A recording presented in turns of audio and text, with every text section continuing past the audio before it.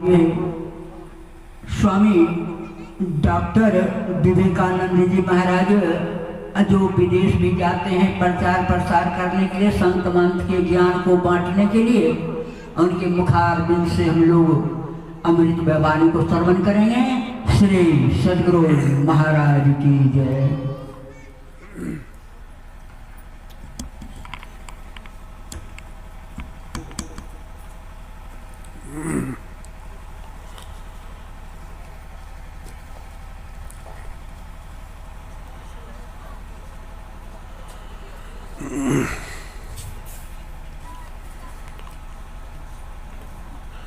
दुर्लभो विषयत्यागो दुर्लभं तत्त्वदर्शनं दुर्लभा सहजावस्था सद्गुरो करुणाम्बिना। ओम सहना भवतु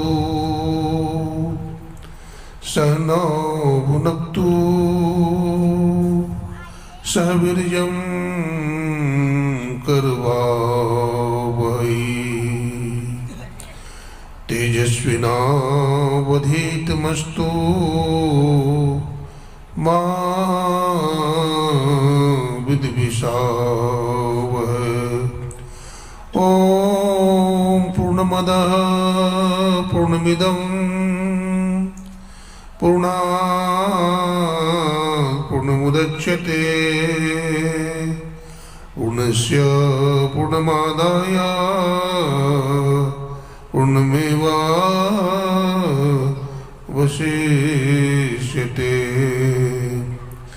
जयति जयति श्री सद्गुरु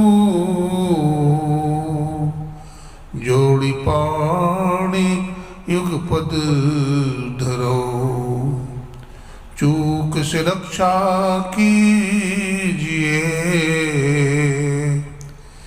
बार बार विनती करो बार बार विनती करो। अपने मनवाणी को एकाग्र करने के लिए एक बार बुलंद आवाज में गुरुदेव का जय घोष करें ताकि हमारा मलिन मन पवित्र हो जाए, शुद्ध हो जाए। बोलिए प्रेम से श्री सद्गुरु महाराज की।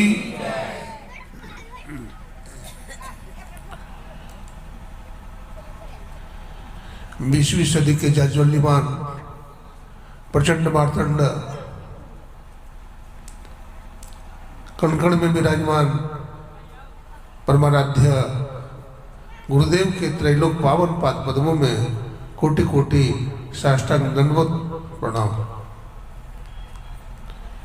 उनके मस्तिष्क स्वरूप ब्रह्मलीन पूज्यपाद महर्षि संत परमहंस जी महाराज, उनके हृदय स्वरूप पूज्यपाद ब्रह्मलीन महर्षि साई स्वामी जी महाराज तथा संत मत के वर्तमान आचार्य महर्षि हरनंदन परमहंस जी महाराज के चरणों में कोटि कोटि नमन करते हैं, कोटि कोटि प्रणाम करते हैं। समस्त ऋषि मुनि और संतों की परंपरा को प्रणाम करते हैं। कुप्पा घाट सिद्धपीठ से पधारे हुए हमारे परम पूज्य स्वामी निर्मलानंद जी महाराज, परम श्रद्धेय स्वामी सत्यप्रकाश जी महाराज तथा हमारे ब्रह्मचारी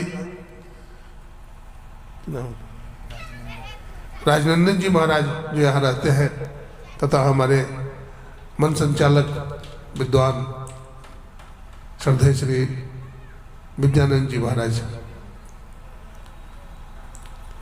सत्संग प्रेमी सज्जनों, भक्तिमती माताओं बहनों, सबको नमन करते हैं, सबको प्रणाम करते हैं। आज का विषय ईश्वर स्वरूप है और ईश्वर के संबंध में हम कुछ बोले, हमारी बोली में बल नहीं है, ताकत नहीं है कि मैं ईश्वर स्वरूप का निरूपण कर सकूं, लेकिन फिर भी कहत सुनत सुख उपजय अरु परमानत हो। लेकिन कहने सुनने से लाभ होता है, इसलिए उनके बारे में विचार करना चाहिए। देखिए, ईश्वर कैसे हैं, वो परमात्मा कैसे हैं। अभी हमारे दोनों विद्वान वक्ताओं से बहुत सुंदर ढंग से ईश्वर का निरूपण सुन रहे थे। ईश्वर परमात्मा के संबंध में आज जितनी विषमताएं हैं, जितना कलह है, जितना दंगा फसाद है, और किसी कारण नहीं। ऐसा क्यों होता है? क्योंकि ईश्वर को हम समझ नहीं पाते हैं। लेकिन जो समझ गए वो लड़ते नहीं हैं, वो झगड़ते नहीं हैं, वो सब में एक ईश्वर को देखते हैं। हम में राम, तुम में राम, सब में राम समाया, सबसे कर लो प्रेम, जगत में कोई नहीं पराया। एक बाग के फूल हैं सारे, एक हमारा माली, दाना पानी देने वाला एक हमारा दाता। न जाने किस मूर्ख ने है हमको लड़ना सिखाया। हम में राम, तुम में राम, सब में राम समाया, सबसे कर लो प्रेम, जगत में कोई नहीं पराया।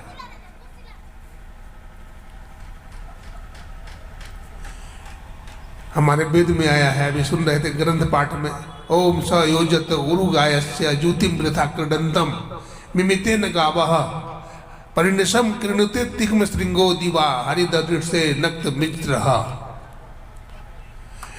इसमें वेद भगवान ने बताया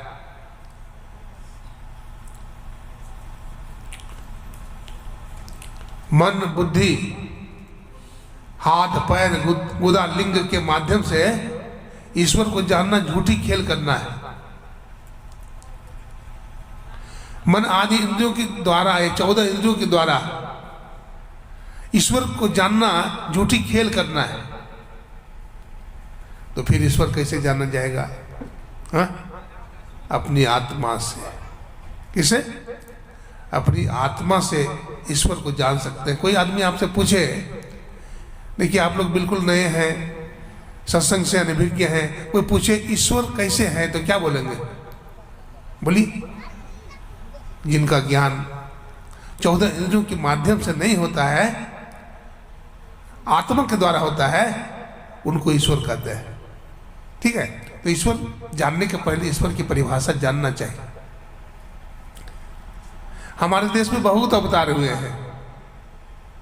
मीन अवतार, कच्छपा अवतार, नरसिंह अवतार, श्री रामा अवतार, श्री कृष्णा अवतार, बुद्धावतार, अनेक अवतार। ये अवतार परमपिता परमात्मा की शक्ति है, और परमात्मा की के आदेश से ये शक्ति नीचे उतरते हैं, ये प्रकट होते हैं और बड़ा बड़ा काम करके चले जाते हैं। जैसे मर्यादा पुरुषोत्तम भगवान श्री राम आए, बड़ा बड़ा काम करके यदा यदा ही धर्मस्य ग्लानिर्भवति भारत तदात्मानो भवुत्थानाय संभवामि जुगे जुगे परित्राणाय साधूनां विनाशाय च दुष्कृतां धर्म संस्थापनार्थाय संभवामि जुगे जुगे। भगवान आते हैं, धर्म की रक्षा करते हैं, गौ ब्राह्मण की रक्षा करते हैं, सब जीवों की रक्षा करते हैं और अपनी लीला को संबल समेट करके चले जाते हैं। भगवान श्री कृष्ण भी आए, वो भी लीला करके चले गए, धर्म की रक्षा करके चले गए। जितने अवतार हुए हैं सब में। तो ईश्वर के संबंध में अनेक मत मतांतर है, अनेक संप्रदाय है ना। हमारे एक उदाहरण देता हूं, समझिए, ध्यान से सुनिए, थोड़ी देर बोलूंगा। एक बार की बात है, एक ब्राह्मण नहीं कहिए, एक हिंदू, एक मुस्लिम भाई, एक सिख भाई और एक ईसाई भाई एक साथ जा रहे थे। गर्मी का दिन था, लोगों को प्यास लगी, गर्मी लगी, तो एक वृक्ष था, वृक्ष के पास एक कुआं था। पानी पीने के ख्याल से चले गए, पानी पिए और बैठ गए चारों भाई। वृक्ष पर एक पक्षी बैठा हुआ था। वो पक्षी की आवाज सुन करके वो हिंदू भाई बोलता है, देखो चिड़िया की आवाज कितनी मधुर है, चिड़िया बोल रही है। क्या बोल रही है चिड़िया? चिड़िया बोल रही है राम सिया दशरथ। क्या बोल रही है? चिड़िया बोल रही है राम सिया दशरथ। मुसलमान भाई ने कहा, नहीं जी, चिड़िया ये नहीं बोल रही है। तो क्या बोल रही है भैया, आप ही बताओ। तो मुसलमान भाई ने कहा, चिड़िया बोल रही है सुभान अल्लाह तेरी कुदरत। क्या बोल रही है? सुभान अल्लाह तेरी कुदरत। सिख भाई ने कहा ये नहीं बोल रही है। तो क्या बोल रहे हैं? पहलवान थे वो, सिख भाई पहलवान थे। तो बोले चिड़िया क्या बोल रही महाराज, आप ही बता दो। तो कहते हैं चिड़िया बोल रही है दंड बैठक कसरत। एक और थे, वो व्यापारी थे, वो लहसुन प्याज की खेती करते थे, व्यापार करते थे। वो कहते हैं चिड़िया ये नहीं बोल रही है। तो चिड़िया क्या बोल रही है महाराज, आप ही बताओ। तो कहते हैं चिड़िया बोल रही है लहसुन प्याज अदरक। चिड़िया बोल रही है? चिड़िया कुछ नहीं बोल रही है, चिड़िया एक भाषा बोल रहे हैं, लैंग्वेज बोल रही है। लेकिन अनेक लोगों ने अनेक तरह से ग्रहण किया। ठीक उसी प्रकार से ईश्वर एक है। बढ़िया से समझिए, वो ईश्वर एक है। जैसे दूसरा उदाहरण समझिए, आप माला बनाते हैं, ठीक है ना? क्या करते हैं? माला बनाते हैं ना। तो बागीचा से अनेक किस्म के फूल तोड़ करके लाते हैं और क्या करते हैं? सुई धागा के सहारे गूंथ करके माला तैयार कर लेते हैं। तो आप ये बताइए, सभी फूलों में एक ही धागा है कि अलग अलग धागा है? बोलिए। सभी फूलों में एक ही धागा है, अलग अलग तो नहीं है। और देखिए, 5-7 घड़ा ले लीजिए, उसमें पानी भर दीजिए, धूप में रख दीजिए, तो उसमें अलग अलग सूर्य दिखाई पड़ता है ना? अलग अलग सूर्य दिखाई पड़ता है। तो क्या सब सूर्य अलग अलग है? 1000 घड़ा रखिएगा तो 1000 सूर्य दिखाई पड़ेगा। 1 लाख घड़ा रखिएगा तो 1 लाख सूर्य दिखाई पड़ेगा। 1 करोड़ घड़ा रखिएगा तो 1 करोड़ सूर्य दिखाई पड़ेगा। परमात्मा सर्वव्यापक है। गोस्वामी जी कहते हैं, हरि व्यापक सर्वत्र समाना, प्रेम ते प्रगट हो ही मैं जाना। हरि व्यापक हैं, वो समझ कर आते हैं और प्रेम से प्रकट हो जाते हैं। जिमि दूध के मथन से निक्षत है गृह जतन से, ते ध्यान के लगन से पर ब्रह्म ले निहारा। अभी हम लोग जहाँ बैठे हैं उसको पंडाल बोलते हैं। क्या बोलते हैं? सामियाना पंडाल बोलते हैं। तो जहाँ हम बैठे हैं खाली जगह है, आकाश बोलते हैं खाली जगह को। खाली जगह को क्या बोलते हैं? आकाश। अगर खाली जगह नहीं रहो तो बैठ सकते हैं। अब एक घड़ा ले लीजिए आप और घड़ा को पंडाल में रख दीजिए, तो घड़ा के अंदर भी आकाश है ना? घड़ा के अंदर भी आकाश है, उसको घटाकाश कहते हैं। अब मान लीजिए यहां पर एक कोठरी है, वो समियाना के अंदर है, तो कोठरी के अंदर जो आकाश है उसको क्या बोलेंगे? मठ के अंदर जो आकाश है उसको मठाकाश बोलेंगे। और इसके ऊपर सामियाना लगा हुआ है, इसको पटाकाश बोलेंगे। लेकिन यही आकाश अंतिम आकाश नहीं है, इसके ऊपर देखेंगे तो और भी आकाश है, उस आकाश को महदाकाश कहेंगे। कबीर साहब बड़ा सुंदर कहते हैं, बुंद समानी समुद्र में यह जाने सब कोई, और समुद्र समानी बुंद में बुझे बिरला कोई। बुंद समुद्र में चला जाए तो आश्चर्य की बात नहीं है, लेकिन समुद्र बुंद में समा जाए ये बड़ी बात है। तो ईश्वर परमात्मा जो सर्वव्यापक और सर्वव्यापकता के भी परे, ऐसे ईश्वर को कैसे जानेंगे? मन बुद्धि का जहां पता नहीं है, उस ईश्वर को हम कैसे जानेंगे? देखिए, वो ईश्वर परमात्मा हर जगह है। वेद में आया है, तदे जति तन्नय जति तद्दूरे तद्वंतिके तदंतरस्य सर्वस्य तदु सर्वस्यास्य बाह्यतः। एजगतो धातु से तजति शब्द बना है ना? तदेजिति बना है। वो परमात्मा हमारे पास भी है, वो परमात्मा हमसे दूर भी है, वो परमात्मा बाएं भी है, वो परमात्मा दाएं भी है, वो परमात्मा ऊपर भी है, वो परमात्मा नीचे भी है। हरि व्यापक सर्वत्र समानो, सब जगह रहता है। तो सब जगह वो परमात्मा रहता है। और गोस्वामी तुलसीदास जी महाराज लिखते हैं, ईश्वर अंश जीव अविनाशी। बड़ी समझिए, ईश्वर अंश जीव अविनाशी, चेतन अमल सहज सुख राशि। ईश्वर अंश जीव यानी जीवात्मा प्रभु का अंश है। हमारे गुरु महाराज भी कहते हैं, जीवात्मा प्रभु का अंश है, जस अंश नभ को देखिए, घटमट प्रपंचन जब मिटे, नहीं अंश कहना चाहिए। भगवान कृष्ण कहते हैं, अयम आत्मा गुड़ा कैसा। ऋग्वेद में आया है, क्या है, सर्वम खलविदम ब्रह्म नेह नास्ति किंचन एको देवा सर्वभूत से गूढ़ा। कुछ लोग ईश्वर को राम कहते हैं। हमारे मुसलमान भाई उसी को क्या बोलते हैं, अल्लाह ताला। हमारे सिख भाई बोलते हैं वाहे गुरु। अब पादरी भाई गॉड बोलते हैं। कुछ लोग यहोवा बोलते हैं, कुछ लोग अहुरमज्द बोलते हैं, अनेक नाम है। लेकिन किसी भी नाम के पीछे वही ईश्वर है। देखिए वेद भगवान ने कहा, हे मनुष्यो, क्या बोला, हे ब्राह्मणों कहा था, अथवा हे क्षत्रियो कह देता, अथवा हे वैश्यों कह देता, अथवा हे शूद्रो कहा था, नहीं कहा। जाति पाति कुछ है ही नहीं। लेकिन हम लोग गलतफहमी में है, अरे जाति वाले लोग हैं तो तुमको मोक्ष देगा। अरे मोक्ष तो सदगुरु देंगे, जाति वाला होने से तुमको मोक्ष थोड़े दे देगा। ये सब बकवास है, ये सब कुछ नहीं है, ये अज्ञानता है। तो फिर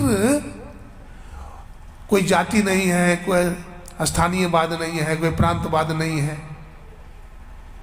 लेकिन जो पहुंच जाते हैं संत, देखिए बढ़िया समझिए, हम लोग अभी मंच पर बैठे हैं तो आप लोगों से ज़्यादा दूरी तक देखते हैं ना, ज़्यादा दूरी तक देखें। कोई आदमी हमसे भी ऊपर बैठ जाए तो हमसे भी ज़्यादा दूरी में देखेगा वो, और कोई पहाड़ पर चला जाए तो और विशेष दूरी में देखेगा। संत लोग बहुत ऊंचाई पर, इतनी ऊंचाई पर पहुंचे हैं जिससे ऊपर कोई पहुंच नहीं सकता है, इसलिए वो सबको देखते हैं। उसी को गुरु महाराज ने कहा, सर्वव्यापक और सर्वव्यापकता के भी परे हैं, ऐसे कौन है, वो परमात्मा है। इसी में बहुत अद्वैतवाद है, आचार्य शंकर का अद्वैतवाद है। वो एक अद्वैत को मानते हैं और ब्रह्म को मानते हैं और कुछ भी नहीं मानते हैं। हमारे पाश्चात्य दर्शन में हेगेल हुए हैं, वो भी अद्वैतवादी हुए हैं। इमर्सन का ओवरसोल है, स्पिनोजा का सब्सटांसिया है, हर्बर्ट स्पेंसर का अज्ञातम अज्ञेय है, डाल्टन का परमाणुवाद है, अनेक वाद विवाद है। मैं उधर ज़्यादा जाना नहीं चाहता। मैं सरल शब्दों में, सरल भाषा में ईश्वर स्वरूप को कहना चाहता हूँ। तो ईश्वर, वो परमात्मा जितना हमारे नज़दीक है उतना नज़दीक कोई नहीं हो सकता, है ना। हमारे अनेक संप्रदायों में, हमारे एक जैन धर्म है, वो शादवाद मानता है। वो बोलता है हाथी में बड़ी आत्मा रहती है और चींटी में छोटी आत्मा रहती है।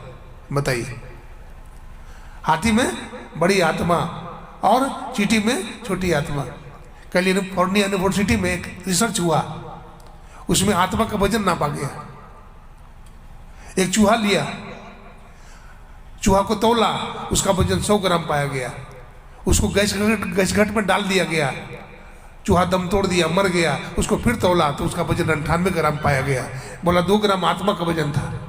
हमारा मूर्ख वैज्ञानिक आत्मा के वजन को भी नापता है। कैसी गलत फहमी है, कितनी अज्ञानता है। वो ईश्वर परमात्मा सब जगह रहते हैं। इसके लिए श्रद्धा चाहिए, विश्वास चाहिए।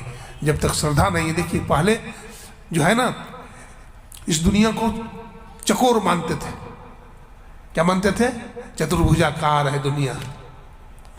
और हमारे वैज्ञानिक लोग आते गए, रिसर्च करते गए, है ना। एक कोलंबस आया और कोलंबस ने अमेरिका की खोज किया। नाव पर से गया, जहां से चला था वहीं पर आ गया। बोला पृथ्वी चतुर्भुजाकार नहीं है, पृथ्वी संतरे की माफी गोल है। जब खोज कर रहा था कोलंबस अमेरिका की, जानते हैं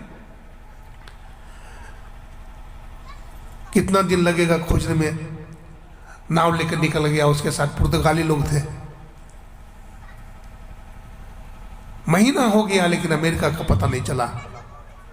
थक गया लोग, पुर्तगाली सब थक गया, साथी लोग बोला पागल के चक्कर में पड़ गए हैं, ये खुद पागल है, हम लोगों को भी पागल बना है, खुद मरेगा, हम लोगों को भी मारेगा। मीटिंग किया पुर्तगालियों ने, ये मार डालेंगे कोलंबस को, ये पागल के चक्कर में पड़ गए हैं, आज मार देंगे। वो सुन लिया, ओ सुन लिया कोलंबस। कोलंबस ने सबको बुलाया और कहा देखो, जहां नाव पर राशन भी खत्म हो गया और पानी भी खत्म हो गया है, मात्र 3 दिन तक चलेगा, चौथा दिन भूखे प्यासे मर जाओगे। बोला तुमने हम पर 1 महीना तक विश्वास किया है, 3 दिन और करो, अगर 3 दिन में अमेरिका की खोज नहीं हुआ तो तुम मुझे मार डालना।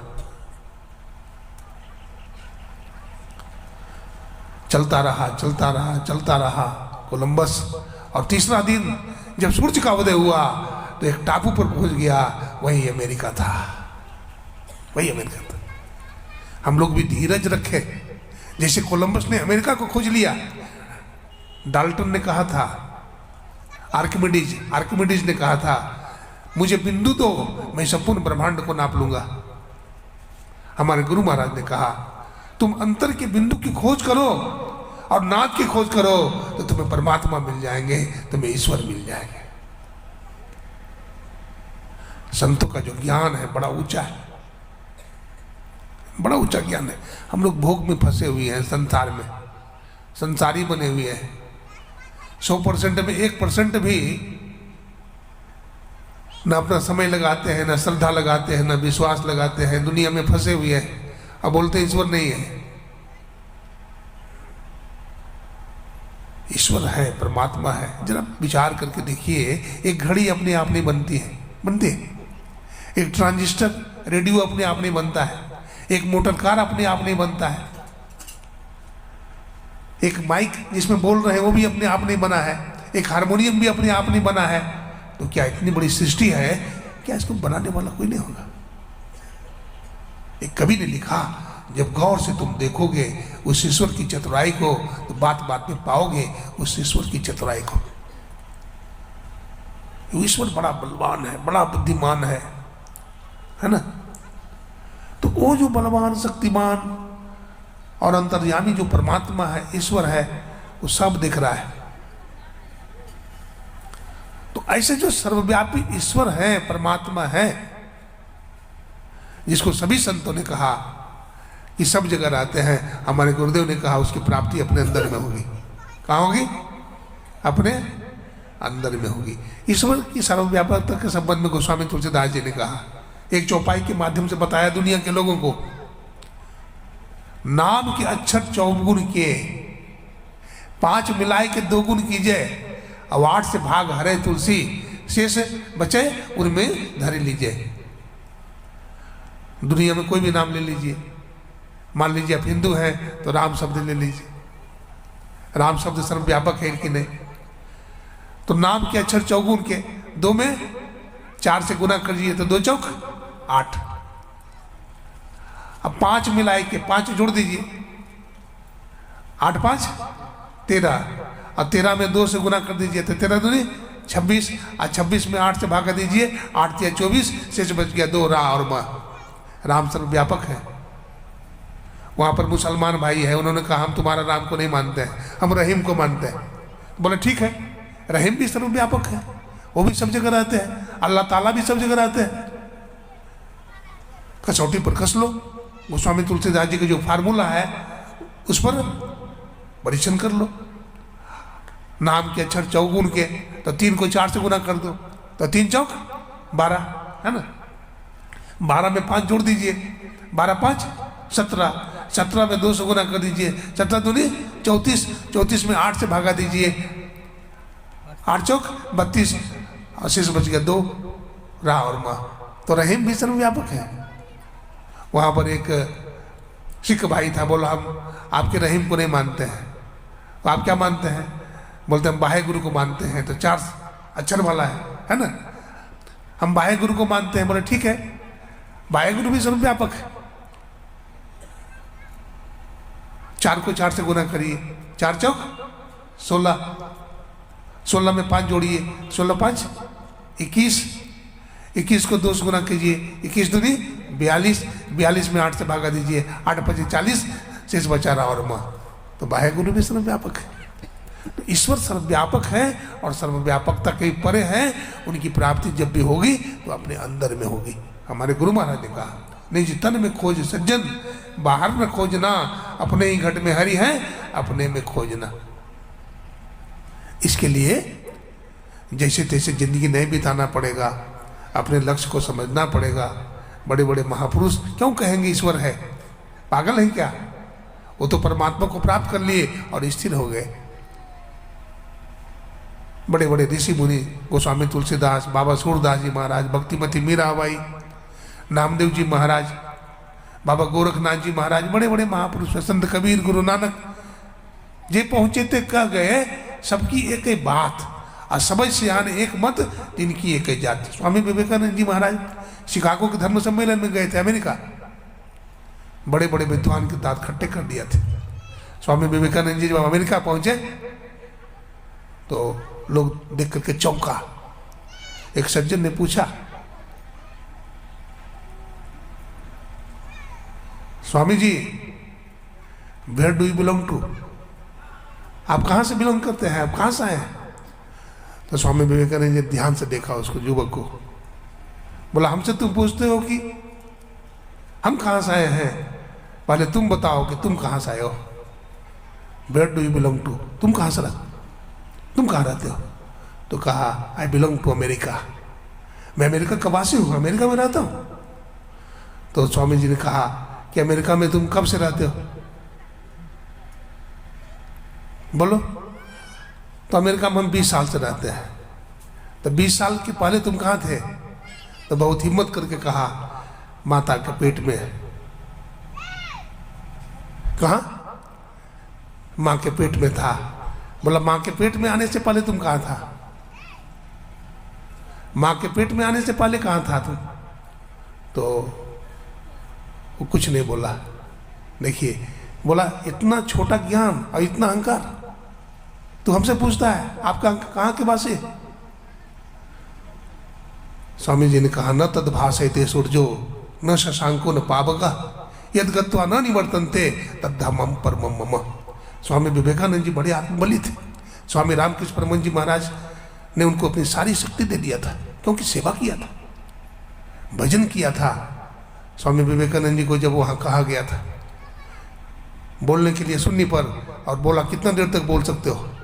तो स्वामी विवेकानंद जी ने कहा था जब तक आकाश रहेंगे, जब तक धरती रहेगा, जब तक चांद और सितारे रहेंगे, तब तक मैं बोलता रहूंगा, हमारा प्रवचन कभी भी समाप्त नहीं होगा।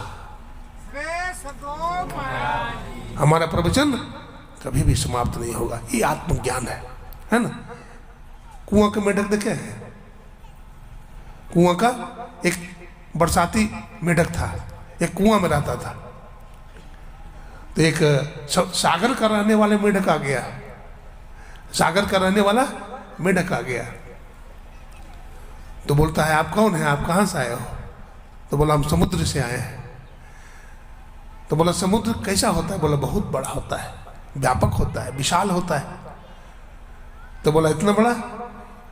एक डेक फांद करके बोलता है इतना बड़ा? बोलता नहीं बहुत बड़ा होता है। फिर 2 बित्ता फान गया, बोला इतना बड़ा? बोला नहीं जी बहुत बड़ा। फिर 3 बित्ता फान गया, बोला इतना बड़ा? बोला नहीं जी बहुत विशाल, बहुत व्यापक, सर्वव्यापक। बोला रे अब और क्या करता है मेढक? इस पार से उस पार चला जाता है, इतना बड़ा? तो बोलता नहीं भाई बहुत बड़ा।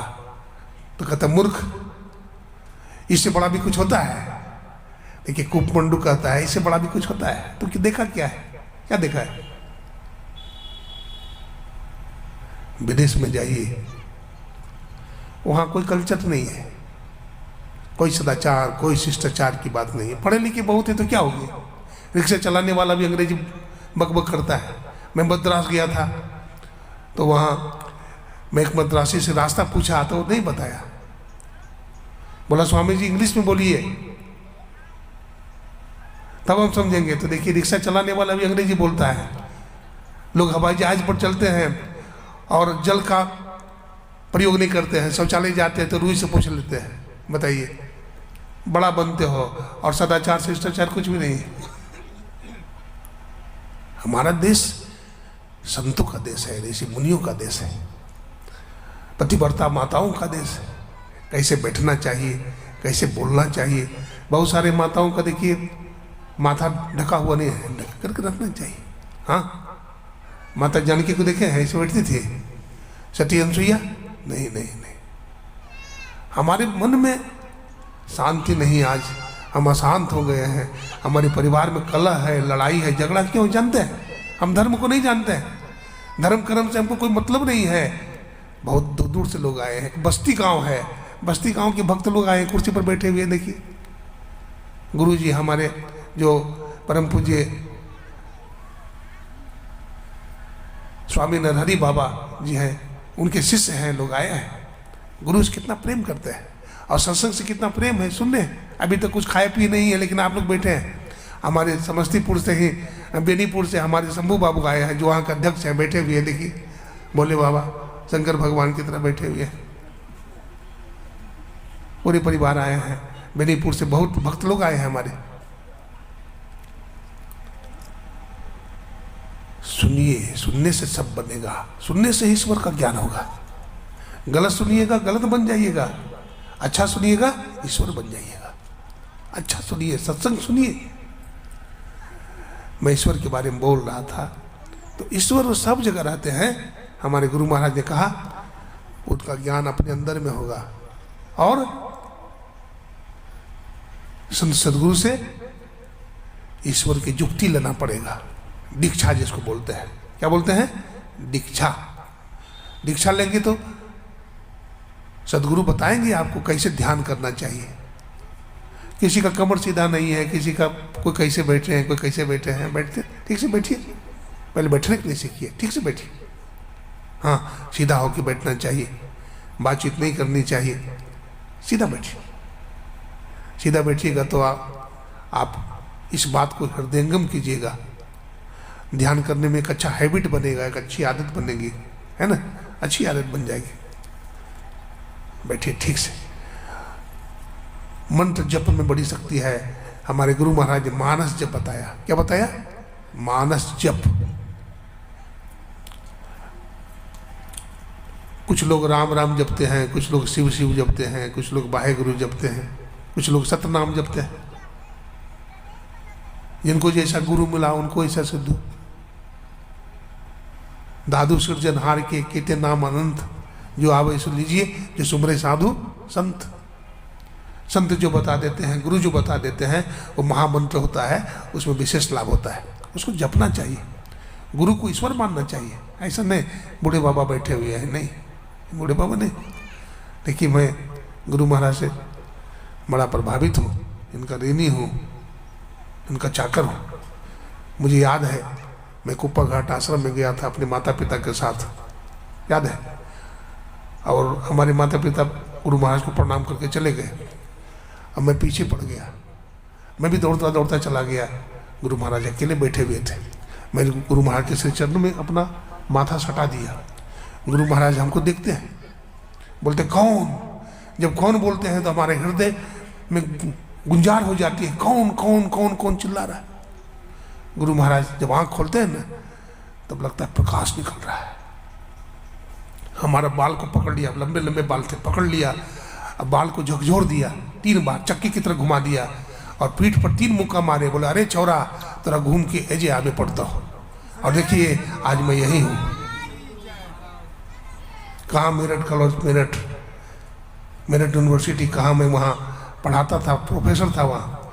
लेकिन गुरु महाराज कहाँ से भागा के ले गए, और भागे भी ऐसी जगह कि बहते बहते कोपा घाटी लग गए। आज 18-20 साल से मैं कुप्पा घाट में रह रहा हूं। तो ऐसे कच्चे गुरु नहीं है, पक्के गुरु। जब जीवन में पक्के गुरु मिलेंगे, सच्चे गुरु मिलेंगे, तब आप ईश्वर को जान सकेंगे। तो गुरु का मंत्र जो है अति पावन, हमारे गुरु महाराज कहते हैं अति पावन गुरु मंत्र मन ही मन जाप जपो।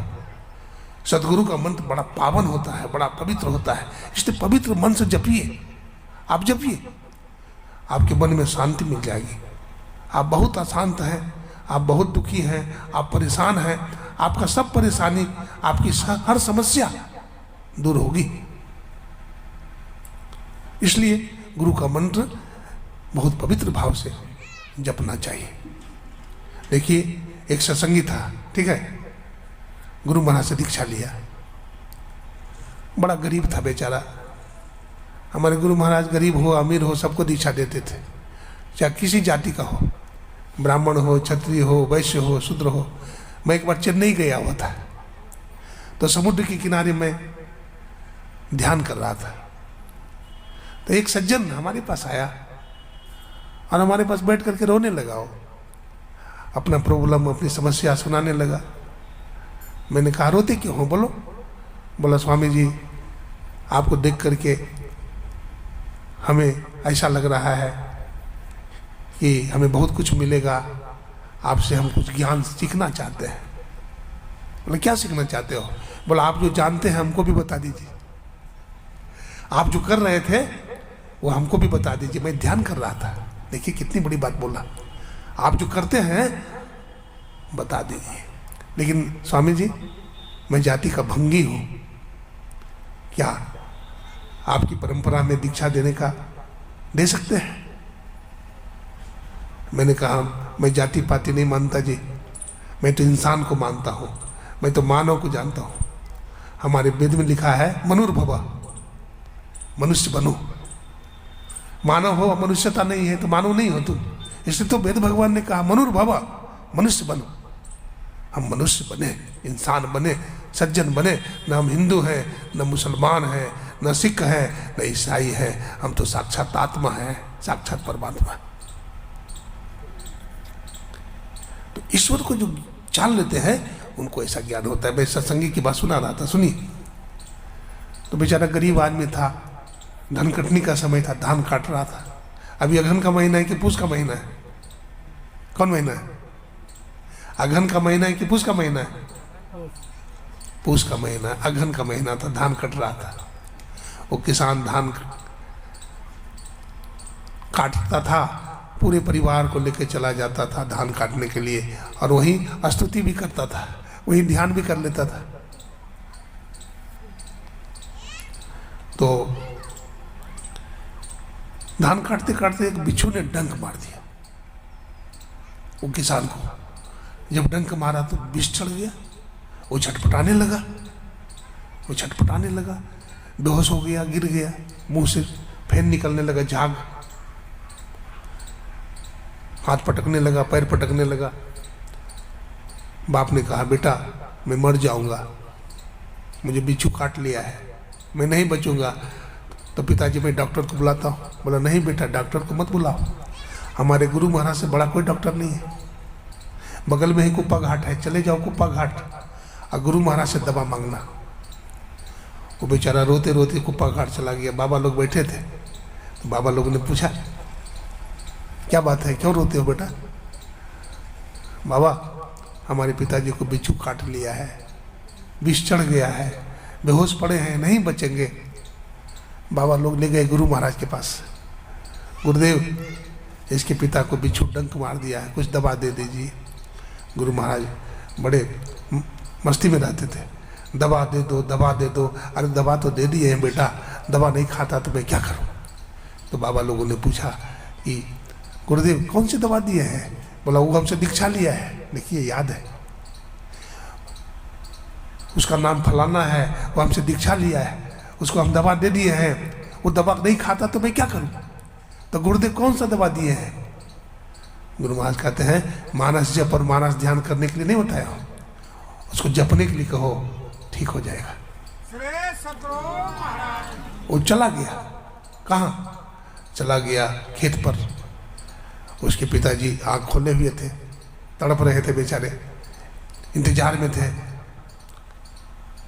सोचा कि बेटा दवा लेकर आ गया। बोला बेटा दवा लेके आया? बोला हाँ गया तो था गुरु महाराज, दवा तो आपको पहले दे दिए हैं। बोला क्या दवा दे दिए हैं? बोला मानस जप और मानस ध्यान करने के लिए बताए हैं कि नहीं? बोला हाँ ये तो बता दिए। तो बोला इसी को करने के लिए बोले हैं। अब वो मानस जप करने लगा, गुरु मूर्ति का ध्यान करने लगा। कुछ देर के बाद विष उतर गया और पुनः बैठ करके धान काटने लग गया। देखिए अति पावन गुरु मंत्र, ये मंत्र अगर जपिएगा तो मन स्थिर हो जाएगा, हृदय पवित्र हो जाएगा। और मानस ध्यान करिएगा तो और मन पवित्र हो जाएगा। गुरु मूर्ति हृदय बसाए, जो इच्छा सोई फल पावे। आप जो कामना करेंगे वो आपको मिल जाएगा। आप गुरु महाराज ने दृष्टि योग बताया। दृष्टि देखने की शक्ति को बोलते हैं। ये दृष्टि योग क्या है? दृष्टि योग बढ़िया से बैठना चाहिए, सब आसन आसेना। भगवान कृष्ण ने उद्धव से कहा शरीर गर्दन मस्तक को सीधा करके बैठना चाहिए और नासाग्र में देखना चाहिए। भगवान तो यहाँ तक कहा, भगवान कृष्ण ने नासाग्र ध्यान बताया और उसमें बताया दिशाश्चा नवलोकियन, किसी दिशा की तरफ मत देखो। अरे हम देखेंगे तो कोई दिशा तो हो ही जाएगा। कितने दिशा हैं? 10 दिशा, पूरब पश्चिम उत्तर दक्षिण 4 और चारों कोना 8, ऊपर नीचे 10। भगवान ने कहा किसी दिशा की तरफ मत देखो। तो गुरु महाराज ने फिर कहा किधर देखे? तो अगल बगल कहो दृष्टि न डोले, असन्मुख बिंदु पकड़ लागी, सुखमनिया में मोरी नजर लागी। सुखमनिया में, इसी को बाइबल में कहा गया, the light of the body is the eye, therefore when the eye your eye single, your whole body will be full of light, but when your eyes will, your whole body will be full of darkness.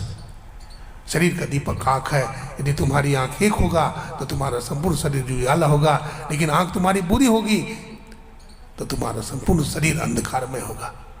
घटबा घोर रे अंधारी सुरती आंधरी भई। तो दृष्टि योग की क्रिया बढ़िया से करिए। हैं उसमें आया है बिंदु पीठम विनिर्विद्य नाद लिंगम उपस्थितम। जो बिंदु का दर्शन कर लेता है वो पूरी दुनिया को देखता है, और जो शब्द सुन लेता है उसके लिए क्या कहना है? वो तो संपूर्ण संसार का सृजन कर सकता है, सृष्टि रच सकता है, बहुत दूर तक सुनता है ना। जब से अनहद घोर सुनी, इंद्री थकित गलित मन हुआ, आशा सकल बुनी। जब से अनहद घोर सुनी तो ये अनहदकार। अगर साजूबाई कहती है इड़ा पिंगला ऊपर पहुंचे, सुखमन पाट उघारा। हाँ, इड़ा पिंगला के ऊपर पहुंचिए, बाई आंख को इड़ा है, दाहिनी को पिंगला है, अब बीच में सुखमना है। बोलते हैं भगवान शंकर का तीसरा नेत्र खुल गया। हाँ, भगवान शंकर महायोगी हैं।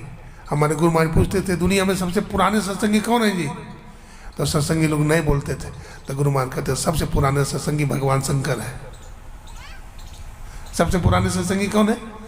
देखिए महादेव की तरह हमारे गायक बंधु बैठे हुए हैं, हमारे शुद्धानंद बाबा हैं, बड़े निर्मल महात्मा हैं, उन्हीं के पिताजी हैं।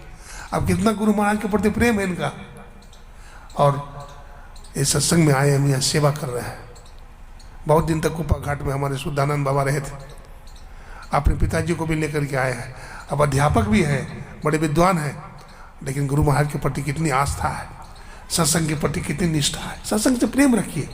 हमारे पूज्य स्वामी नरहरि बाबा इतना अपना घर मकान जायदाद सब दान कर दिया। इनको समझ में आ गया संसार कुछ भी नहीं है। जिस दिन समझ में आ जाएगा संसार कुछ भी नहीं है, उसी दिन से भक्ति बढ़ना शुरू हो जाएगा और आप ईश्वर की तरफ चलना प्रारंभ कर दीजिएगा। और ईश्वर की तरफ चल दीजिएगा, आपका कल्याण होना है। सार शब्द कीजिए, नाद अनुसंधान की क्रिया करिए। संत मत का अंतिम साधना है, नाद अनुसंधान की क्रिया करिए और सदाचार शिष्टाचार का पालन करिए। व्यभिचार, चोरी, नशा, हिंसा, झूठ, ये 5 पाप से बचाइए, तो आप पवित्र होंगे और एक न एक दिन आप ईश्वर को अवश्य प्राप्त कर लेंगे। कहने का बहुत समय है, बहुत हमारे महापुरुषों ने सुना दिया है। स्वामी सत्यप्रकाश जी महाराज, स्वामी निर्मलानंद जी महाराज। अब अपने पेट में तो भूख भी लगी है, मैं अपनी वाणी को गुरु महाराज के चरणों में समर्पित करता हुआ और गुरुजनों को प्रणाम करता हुआ, आप लोगों को भी प्रणाम करता हुआ अपनी वाणी को यही विराम देता हूँ। बोलिए प्रेम से श्री सद्गुरु महाराज की जय।